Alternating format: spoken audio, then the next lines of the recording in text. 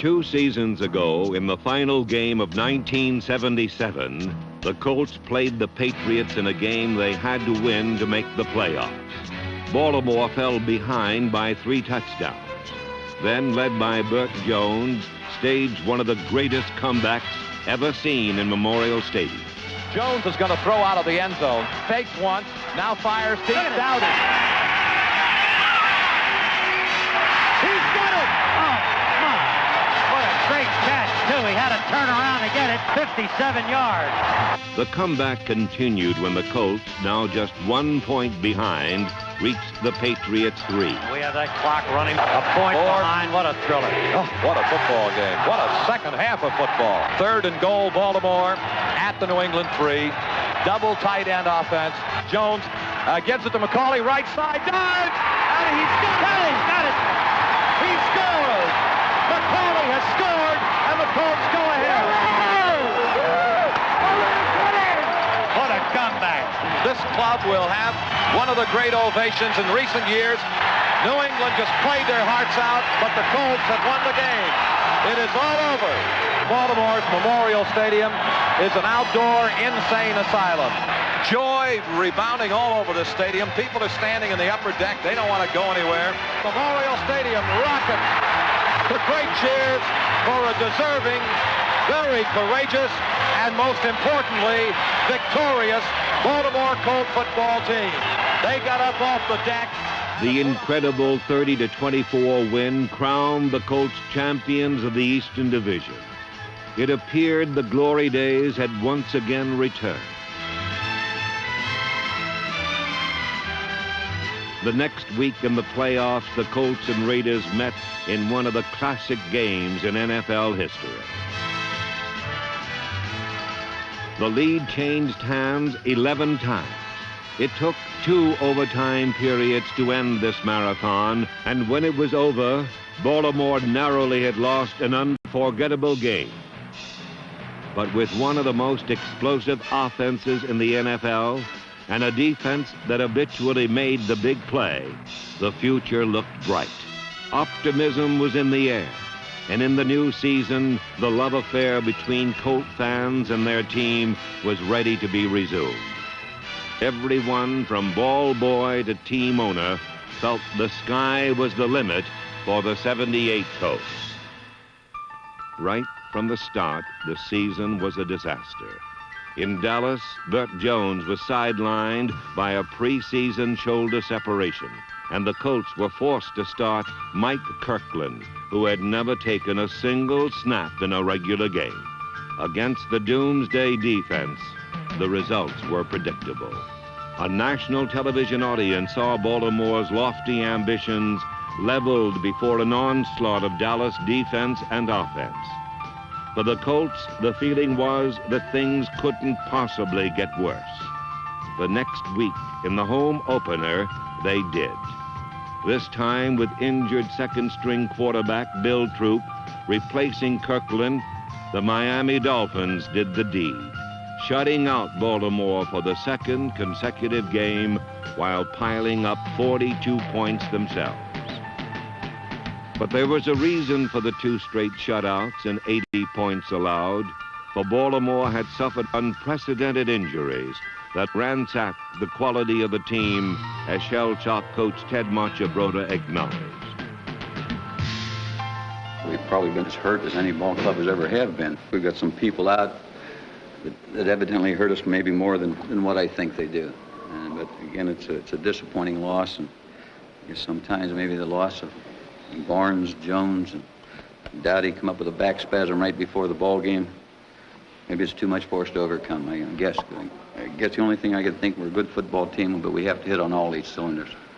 But the injuries continued, and from the bright expectations of autumn to the gray days of December, defeat stalked the Colts every step of the way.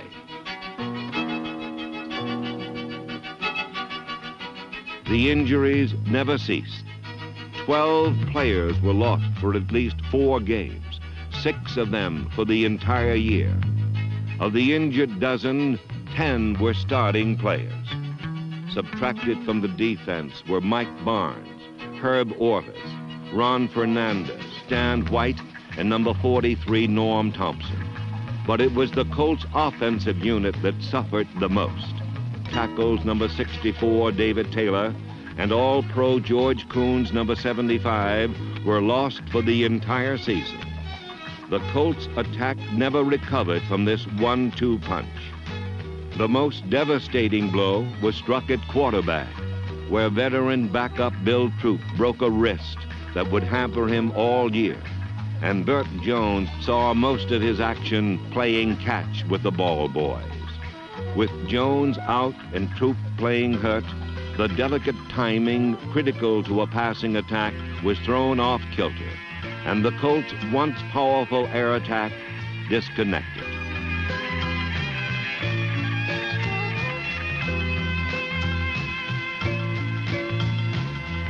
The statistical evidence is overwhelming.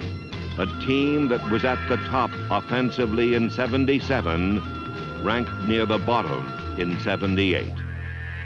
The decline could be summed up in one word. From the time Bert Jones left the field with his shoulder separation, Baltimore was never the same. For if ever a contemporary athlete is the heart and soul of his team, Bert Jones is that athlete. This is a young man who truly loves to play football. And while he paced the sidelines, the Colts were severely deprived. It isn't just the rocket right arm. It's the lift the team gets just from knowing he's on the field. For Jones is the Colts' leader, and if the sad season of 78 had any value at all, it proved beyond a doubt Baltimore is an entirely different team with Bert Jones in the lineup.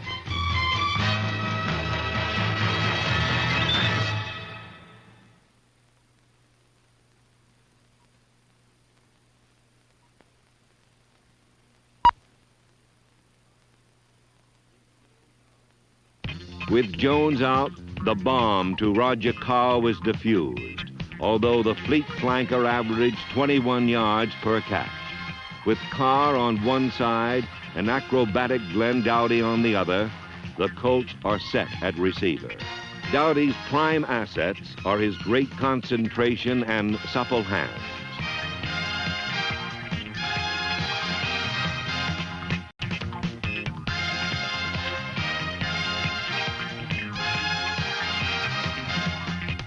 In addition, the receiving corps has Mike Ciani, Randy Burke, and 6'6" Reese McCall, number 86.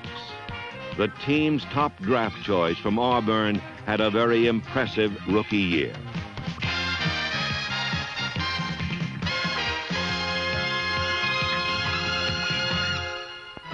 Though the offensive line was without its two starting tackles, number 61, Robert Pratt, filled the leadership void and had his best year as a pro. Pratt and fellow guard Ken Huff cleared the path for three Colts who started at fullback. They were number 34, Ron Lee, and blocking back supreme, Roosevelt Deeks, number 48. This tandem carried the load early.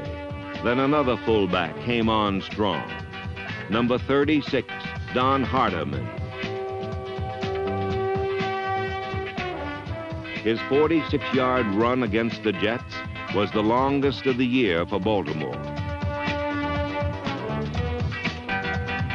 But the big noise in the backfield was created by Joe Washington, the team's leading runner, receiver, and kick returner. When Joe Washington touches the ball, something exciting usually happens.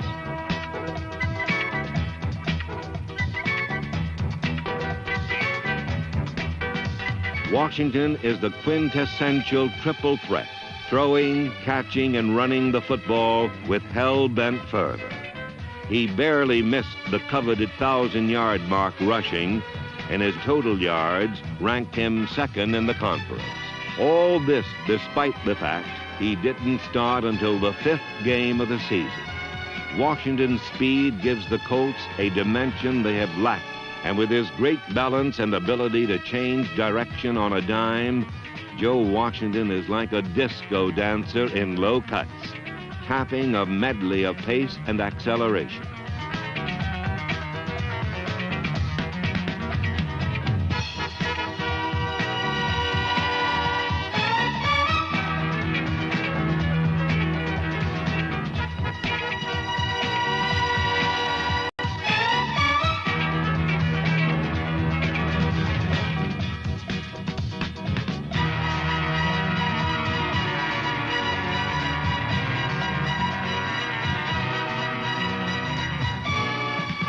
The problem on offense contributed mightily to the decline of the defense.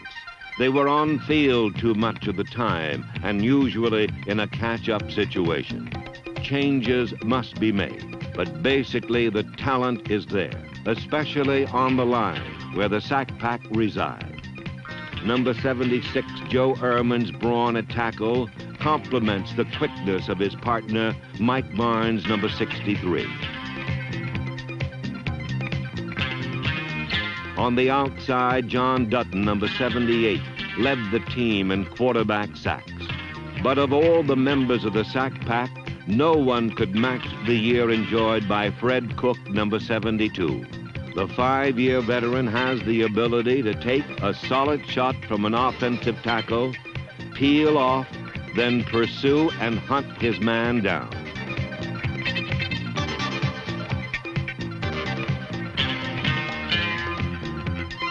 Cook's chief strength is the quickness that often brings him into his opponent's backfield the same time as the ball.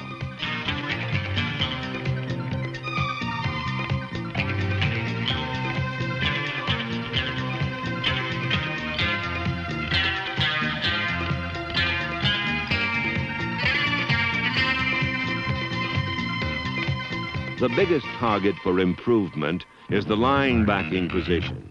Despite solid seasons for Stan White and Ed Simonini, this is a unit that must be upgraded. With help from the draft, the position should be shored up next season. Help is also needed at cornerback, but the safeties are solid. Number 40, Bruce Laird, is a hard hitter who enjoyed another fine season. But the bright light in the defensive backfield was number 44, Lyle Blackwood. The free safety was second on the team in tackles and returned 2 interceptions, long distances for touchdowns.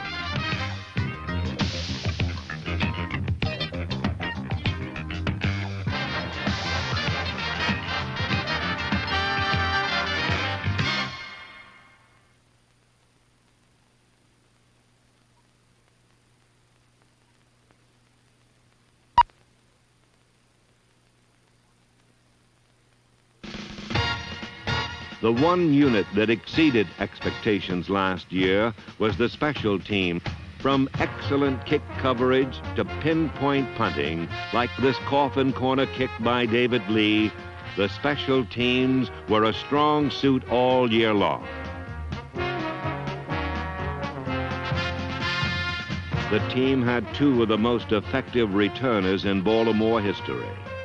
Joe Washington averaged over 26 yards a return, while Marshall Johnson, number 80, brought back 41 kickoffs for nearly 23 yards an attempt.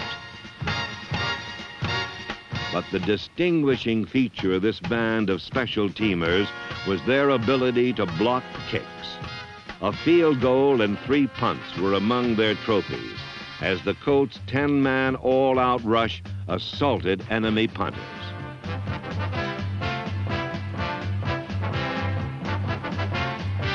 This knack for blocking kicks paid its biggest dividend in St. Louis, where Bud Wilkinson's Cardinals were dealt a defeat primarily due to great special team play.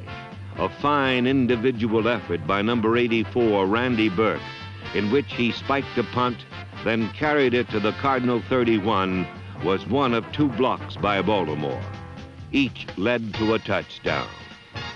While the special teams accounted for 2 scores, the defense rang up a third when Lyle Blackwood intercepted a Jim Hart pass and took it back 79 yards.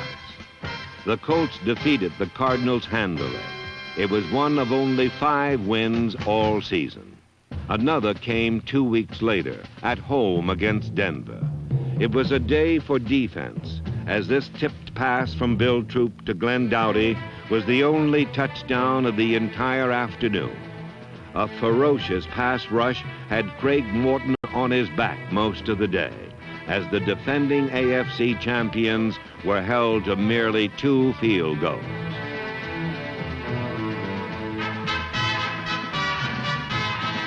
The outcome was decided with 8 seconds left. and Denver merely a chip shot away from victory. Mike Barnes blocked Jim Turner's field goal attempt to preserve a hard-fought 7-6 win. It was one of the few times all year that the Baltimore defense showed its true colors.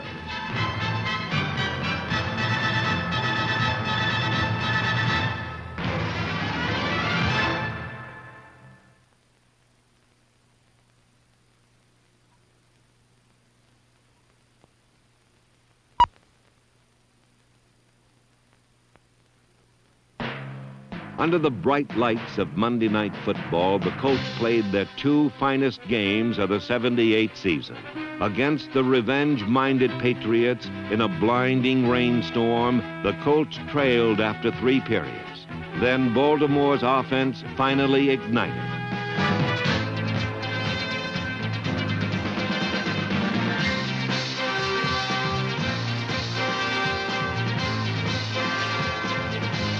Patriot fans and a national television audience witnessed one of the great individual performances in pro football history.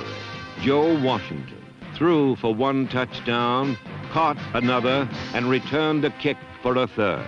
The extraordinary one-man show brought the Colts to a tie with 1:18 left in the game.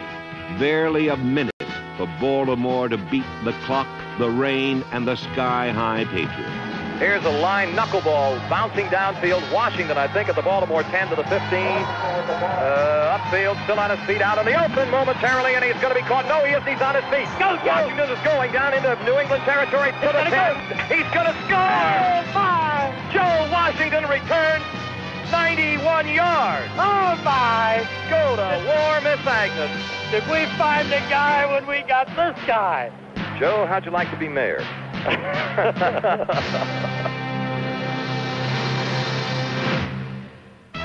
Memorial Stadium lit up like a Christmas tree for Baltimore's second successful Monday night extravaganza. The famed Parkway rivalry between Baltimore and their NFL neighbors, the Washington Redskins. The fired-up Colts versus division-leading Redskins.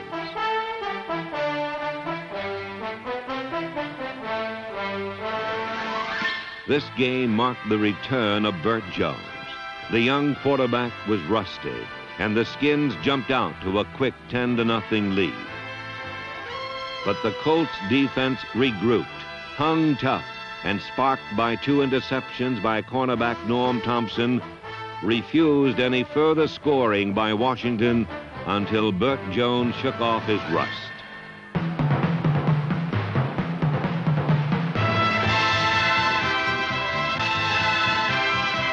Jones' first scoring pass of '78 was caught by rookie Reese McCall and put the Colts on the scoreboard at last. But in rallying his team, the courageous quarterback paid a painful price. Yeah, very, very severely hurting Bert Jones. He tried to throw on the sideline in front of the Colt bench. I'll tell you, frankly, ladies and gentlemen, it was agony to sit up here and watch him try to do that. He's going to go back in there and give it another try.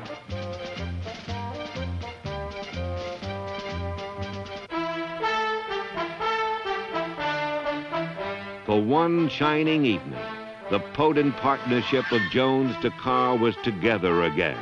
And 78 yards later, Baltimore was ahead. But the lead didn't last long. The Redskins, fighting to keep their division lead, apparently salted the game away, with seconds rapidly ticking off the clock. This could be their last possession. They're going to have to take it in, drive the ball, because they don't know whether Bert can throw it long. Pitch out to Washington, sweep to the left side, made a cut, open, down to the Redskin 40, Redskin 35, Redskin 30, goes Joe Washington. Scintillating, dynamite, dazzling runner. My, what electrifying running. He's dynamite. These were the Colts with all 8 cylinders clicking at last. The running of Joe Washington and the air arm of Bert Jones to Roger Carr. One last try for a taste of glory in '78. In a standard pro set, Carr wide right, Dowdy wide left, the hurting Jones, yanks it away, wants to throw, looking to set up. Has a little time, fires. At and it's caught by Carr for the touchdown. Oh, man, Chuck. I'll tell you, I've seen some gutty performances, but that's a perfectly thrown touchdown pass to Roger Carr, and the Colts are on top 20-17, and Memorial Stadium is shaking and rocking as they have wanted nothing more than a winning football team. That's all they've wanted. Baltimore fans have really been deprived of what could have been some kind of a show with a healthy Bert Jones and Joe Washington around here. Well, I'll tell you one thing. They've shown that they're one team with Bert Jones and quite another without him. And now the stadium begins to rock with defense. 52 seconds on the clock. Redskins have the football. Theismann cranks up and then hit from behind and down by Joe Ehrman. The football is loose. Baltimore recovers. Joe Ehrman hitting from behind. The Colts have the football and they have the football game. You have seen and we have watched, and I hope you have enjoyed one of the guttiest performances by a professional quarterback it's been my pleasure to watch in many, many years. And that is the end of the ball game. The Baltimore Colts win it. Only a single game in a season when many were lost. But it's a reminder of what the Colts can do when all the pieces are in place. 1978 won't happen again.